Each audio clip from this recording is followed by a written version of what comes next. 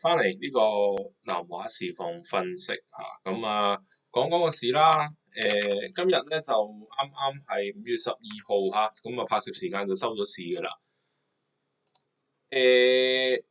跌緊咧就呢個290幾點嚇，我呢個可能就叫做 delay 少少啦，咁就收市正式就283嘅。其實走勢上面就冇乜點變過嘅，指數我會俾個位你咧，就大概22,800。咁呢個位置唔跌穿咧，其實就應該冇乜事嘅。上邊嘅大位大概都係24,000啦。衝咗幾次，咁都好似唔係好過到去咁樣，咁又翻轉頭。咁但係其實你話個市係咪又真係好弱咧？又未係。望嗰啲股份啦，700都其實仍然勢頭幾好嘅。你見到個市其實打得多啦，打咗成1點幾個 percent 落嚟，其實佢都係跌少少嘅啫，唔係太重手嘅。咁9988咁當然弱啲啦。當然之前就係有幾單唔係幾好嘅消息啦。包括就係 Donald Trump 話覺得佢同蘋果合作，佢會有啲擔心啦。業績又唔好啦，跌翻晒落嚟啦。所以前景真係冇乜㗎啦。即係都冇乜意思嚇。擺喺度，我就冇乜 feel 嘅嚇。呢個咁樣嘅樣咧。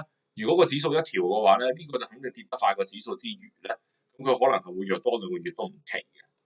3690更加啦，呢啲先至跌市重災區啦。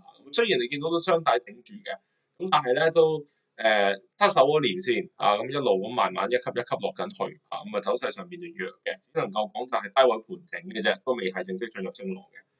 跟住就京東嗰啲唔使講啦，其實走勢上都差唔多，一內卷一齊捲爆晒，所以全部電商股都有一個咁樣嘅問題嘅。所以我諗就大嘅股份都係啦，700、409嗰啲就會好少少啦。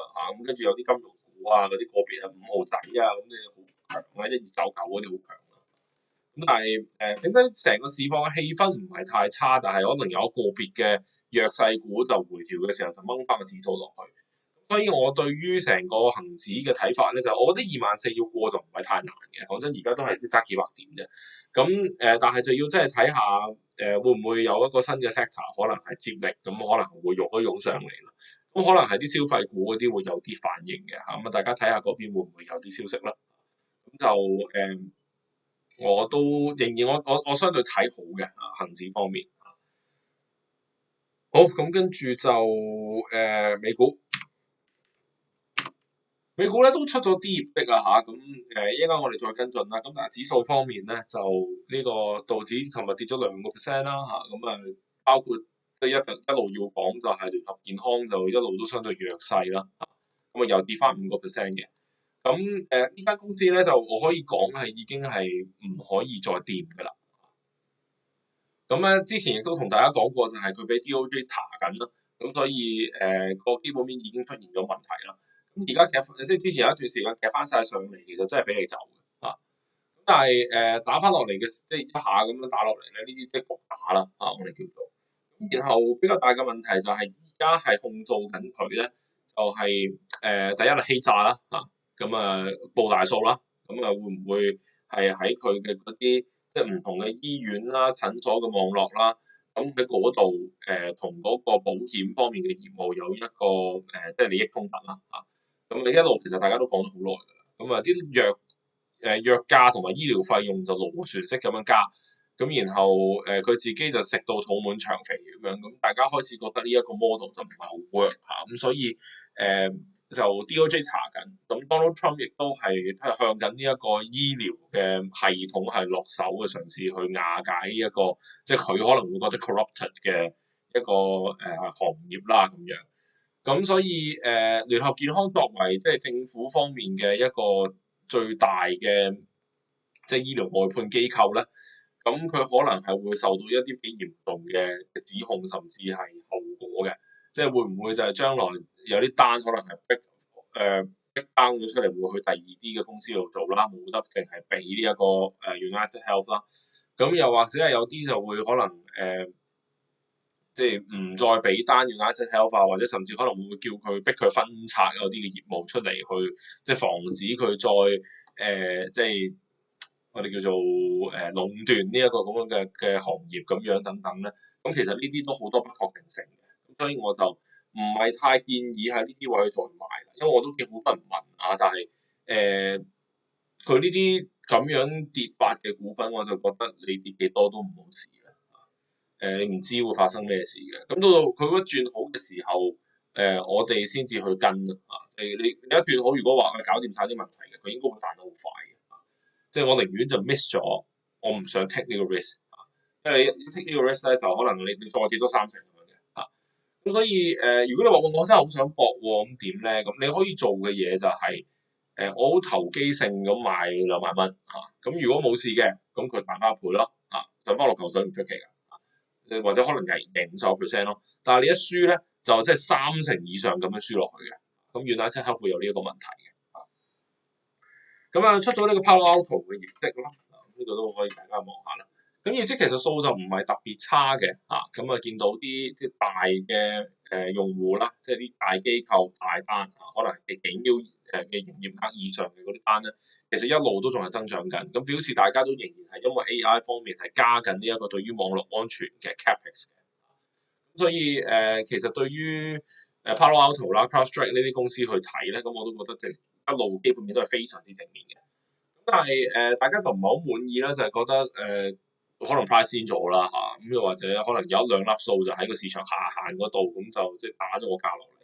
咁但係其實你望啲 ARR 嘅增長咧，都 price 到成20幾，差唔多30%，我就覺得其實份業績就唔係特別差嘅，咁可能真係估值有啲貴啫，所以我又唔係太擔心話佢即係呢一下會跌得好多。咁如果佢調整到位嘅時候咧，應該係幾好嘅買入時機嚟嘅。咁我都仍然係幾認同 Palo Alto 呢間公司嘅。咁CrowdStrike 幾時出業績咧？就應該佢會守尾門嘅，佢可能係去到即係下個禮拜尾嘅嗰啲位置，即係我哋呢一集節目下個禮拜播嘅時候就應該係差不多佢開業績㗎啦。咁之後就仲有 Nvidia 嚇，咁嗰啲大家就要睇住，你有好多重磅業績嘅。好，咁你跟住要講講 Google 啦，咁其實琴日就算個市跌都好咧，佢都彈翻啲嘅。咁大家可以去留意下嘅就係、其實大家 accuse 緊 Google 咧，就係、覺得你個 search engine 當然都仍然係世界上最強嘅嗰個搜尋器啦。咁但係個問題係自從有 ChatGPT 有 Grok 或者有其他嘅一啲 AI 模型嘅時候咧，Google 自己本身嘅嗰個 AI 模型又唔係真係做得特別好。咁究竟 Google Search 究竟可以點樣去即係 maintain 佢嘅即係龍頭地位咧？咁大家開始有啲懷疑。咁而且其實啱啱適逢上兩個禮拜咧，就 Safari 咧，即係蘋果嘅瀏覽器就直接係將 Google 嘅嗰個即係 default 個 search engine 就下架嚇，咁冇再同佢繼續簽落去。咁可能就直接駁入去 ChatGPT 或者其他嘅 AI 嘅 model 嗰度啦。咁所以咧就一下咁對咗落嚟。當然啦，即係其實 Google 本身唔係一隻基本面差嘅股份嚟嘅，只不過就係佢喺 AI 方面嘅嗰個即係研發速度可能係冇其他公司咁快啦嚇。咁所以你見佢好快彈翻上嚟嘅嚇，咁而且亦都開咗個即係 I/O 大會啦，我哋會叫做咁佢哋即係講咗一堆即係將來嘅願景點樣去 optimize 佢嗰啲 AI 啊，又或者一啲新嘅 function 咁樣，咁所以個股價好快彈翻上去。咁我諗 Google 可能都會有一段追一追落後嘅，咁但係總體嚟講嘅話就唔好 expect 佢個估值會可能好似 Microsoft 甚至 Amazon 嗰啲咁高啦嚇，咁佢可能都會行得慢少少。咁但係反彈嘅空間會有喺度啦。咁但係始終 M7入邊我都係一路強調我嘅 topic 就一定係 Microsoft 嘅，無論佢幾弱我都係咁講嚇。佢弱就係買嘅時候對我嚟講嚇，因為基本面太實在太令人信服啦。咁就Meta 我一路都唔中意啦，我點升都唔睇啦，就唔係太中意佢嘅 presentation 同埋佢咁單一嘅結構啦。所以就M7呢方面我都係會繼續去睇呢一個嘅Microsoft 嘅。Amazon 咁當然就會繼續有啲係貿易戰方面嘅一啲影響啦咁所以你會發覺咧就整體咧好似係 focus 係喺呢一啲 subscription model 嘅嗰啲公司咧，喺今次呢一個嘅叫做貿易戰嘅爭端方面就叫做係生存得好啲嘅。